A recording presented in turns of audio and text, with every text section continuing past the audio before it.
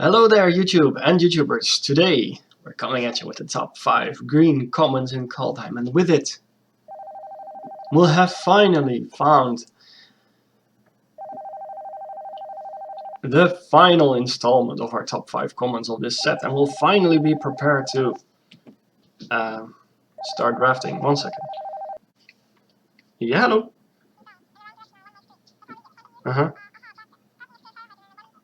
What do you mean Strixhaven is being released in 2 weeks?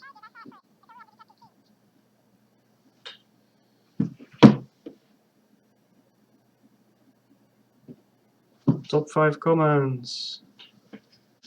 Anyway, forget about all that. Before we get to our top 5 green commons, we first have to talk about our grading scale for our cards. As you can see, our grading scale goes from 0 to 100 in power level. At 0 to 35 we got cards where you'd probably be better off playing 1 too many lands. Then at 35 to 60 we got most of the commons in the set. 60 to 80 we got strong commons and good uncommons, so we expect of course our green commons to hopefully be in this category. 60 to 80. Then at 80 to 90 we got our very strongest uncommons and very good rares. Then at 90 to 100, finally we've got cards that if you cast them, if they don't immediately get answered, they should make you win, and sometimes even if they do immediately get answered, they still should make you win the game. But before we get to our number 5, I really would like to talk about one extra card, because green is so strong in this set that it definitely demands an honorable mention. The Jaspera Sentinel. As you can see, it's got a score of 55 in both aggro and control, a card which in other colors would probably be in the top 5, but green is unbelievably strong at its common level. The Jaspera Sentinel combines very well if you're trying to make a deck with more than 2 colors, so multiple colors that is, and it also combines very well with creatures that are either extremely weak but do something beneficial, like a Guardian Gladewalker, or a card that makes more than 1 creature. So that was our honorable mention. Let's go to our number 5, green common. Here we have the Masked Vandal, our number 5 green common. As you can see, it has a bit of a lower grading even than the Jaspera Sentinel we just talked about, but if you do use it in the right deck, or if you get its synergies going, you can turn this Masked Vandal into a very strong card. The synergies you can find for the Changeling ability are at the higher levels, so you will expect to find them at Uncommon or at Rare, but the Masked Vandal is one of the best giants you could play in your deck. Therefore, we have the Glimpse of the Cosmos and the Squash. It's more of a blocker than it is an attacker, of course, because it's a 1/3 creature, and I, in fact, would recommend you to just play this on turn 2. The Masked Vandal, it being green, will very often be a giant or an elf. Masked Vandal has very many synergy cards in black. It combines well with Comus Faithful, because the Comus Faithful can put many creatures in your graveyard, which activates the Masked Vandal's Exile ability. While the Demonic Gifts can make sure that if your Masked Vandal does die, or because of the +2/+0, maybe even trade with a creature on opponent's side, gets to use its Enter the Battlefield effect again. While Raise the Draugr, of course, means Masked Vandal being a changeling, that if you combine it with any other creature in your graveyard, you will always get to return 2 creatures from your graveyard to hand. A number 4 green common.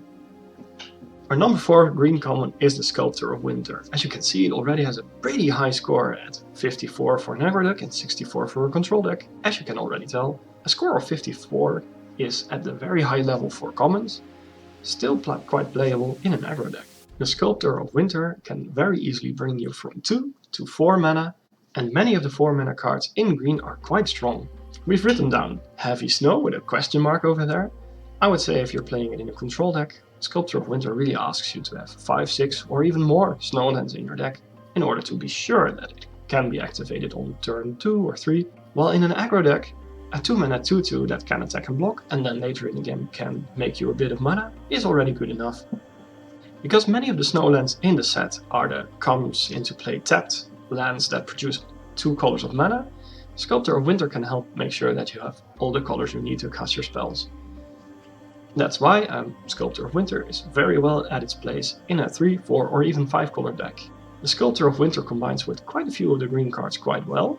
We've got the Blizzard Brawl, the Icehide Troll and the Glittering Frost up there. Blizzard Brawl of course asks you to have 3 snow permanents, while Sculptor of Winter asks you to have many snowlands. Well, it's quite easy to have 3 snow permanents if 2 of them are snow lands and 1 of them is a snow creature. Ice Hydral, on the other hand, has its strength in having 2 untapped snow mana, but sometimes you're stuck on only 1 snow land. Well, with a combination of Sculptor of Winter and Ice Hydral and 1 snow land, you can still protect your Ice Hydral. Glittering Frost, of course, turns any land into a snow land, and in the combination of Sculptor of Winter and Glittering Frost, you will find that even if you currently don't have a snow land, if you do play the Glittering Frost, you will have 4 snow mana at your disposal. Avalanche Color has a maybe not so very obvious on one hand immediate synergy with Sculptor of Winter, except that both of them ask you to have 5, 6 or more snowlands in your deck to be truly strong. That's why I would say Sculptor of Winter and Avalanche Color really go into the same deck and combine well. Binding the Old Gods, on the other hand, is a card you can either, if you're lucky, turn 2 Sculptor of Winter, turn 3 Binding the Old Gods one of your creatures, which will bring you very far ahead in both mana and on board. But Binding the Old Gods also helps if you currently are on 4 mana but you don't have a snowland.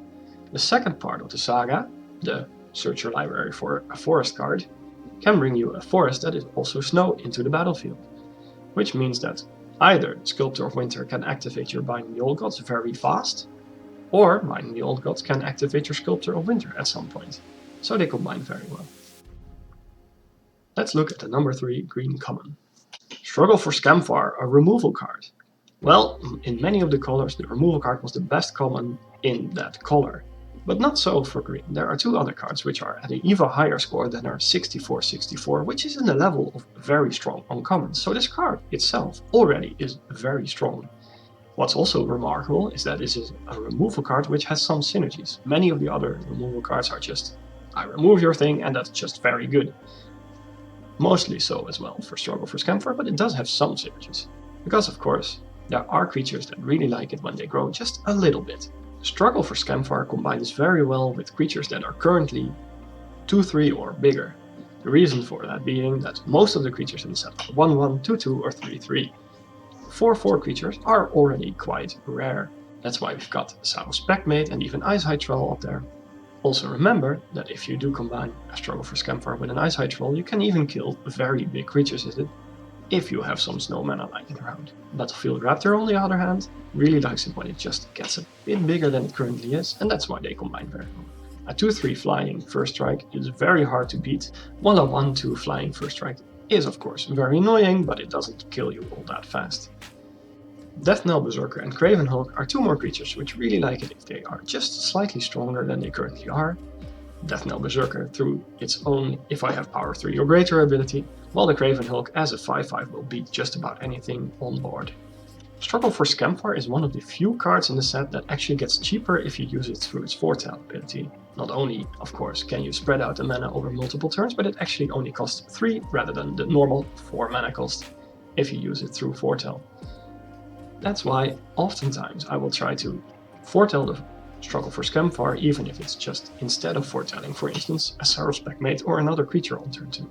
If you are going to use the Struggle for Scamfar, I would really like you to be aware of tricks. If you're going to use your Struggle for Scamfar to improve your board position a slight bit because of the +1/+1 counter you get, while reducing your opponent's board size, because you're fighting one of their creatures and hopefully killing it, it's of course horrible if in response to your trick your opponent goes, I had 1 red untapped mana, so I'm going to just Demon Bolt the creature you were trying to fight with. If that happens, there's a very good chance you're going to lose that game, so be aware of tricks. Most of the colors have a 1 or 2 mana trick that they might be using in response to your Struggle for Scamfar, so whatever you do, be aware. So here comes our number 2 green card. What could be even better than just a very good removal? Well, it's Linda the Lindworm, of course. Linda the Lindworm is a nickname that has been given to this ravenous lindworm by many a streamer. I don't exactly know where it originated, but this girl, apparently, is a very, very big creature, and that's why we say it has keyword big. As we already said with the Struggle for Scamfar, most of the creatures in the set are 1-1, 2-2, 3-3, and 4-4s are already quite rare. Well, there's not a creature card in the set that's bigger than Ravenous Lindworm, except for 1 rare I can think of currently. That's also why Ravenous Lindworm is very good at fighting your opponent's creatures. It's just not going to lose. But this weird Lindworm also really likes it if you take it to the skies or give it evasion in some other way. If you do manage to use a Ravenous Wings or maybe a Trample ability, Ravenous Lindworm can make short work of your opponent. One of the very relevant parts about Ravenous Lindworm is that when you play it, you gain 4 life. So you deactivate some of their attackers. Through you suddenly have a 6/6 creature on the defense.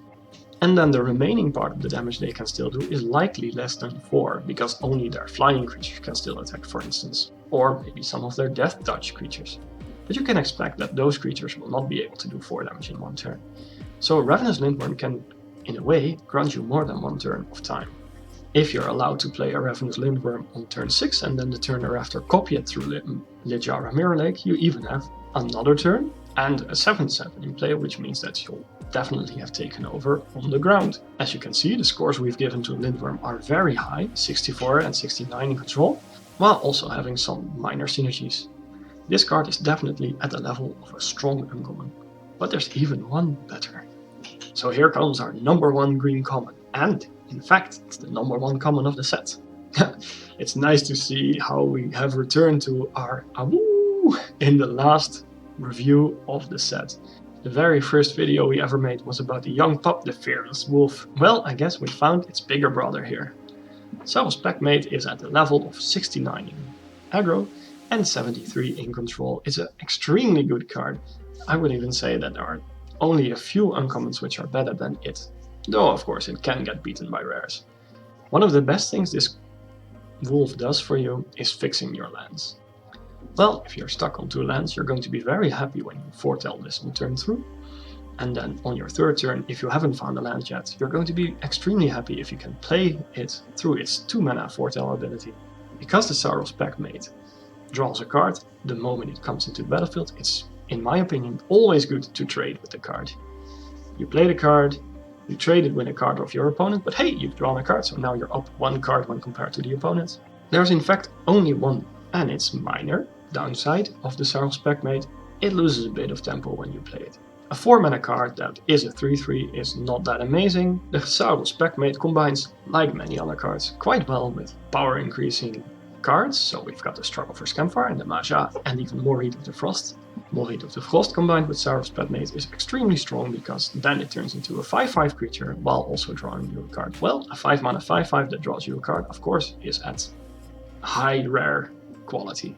Demonic Gifts, our last synergy we'd like to talk about here, is also very strong with the Saurus Packmate, because then you get to trade Saurus Packmate for maybe even a rare on your opponent's side through the +2/+0 ability of the Demonic Gifts, and then your card returns to the battlefield drawing you a card again, which means that in a way you've traded an extremely strong card on your opponent's side for no card on your side, which is of course amazing. Saurus Packmate is the best common of the set. Here on our last slide, we've got our top 5 green commons. We've of course got the Saurus Packmate as the number 1, while we've got the Masked Vandal as number 5. All of these cards are definitely cards that would be in other colors top 5, and that's why I would say in Kaldheim it's very easy to play or splash green. Hope you have a lot of success with green in this set, well, for the last 2 weeks I suppose, because Strixhaven is coming up very soon. If you liked the video, please give us a like. And if you'd like to see more videos about Magic or about top 5 commons in all of the sets, subscribe to our channel, and you can definitely look forward to more videos which are coming soon about Magic the Gathering, because we're starting Strixhaven very soon. Anyway, I hope you liked the video, I hope you have some fun, and I hope to be seeing you around.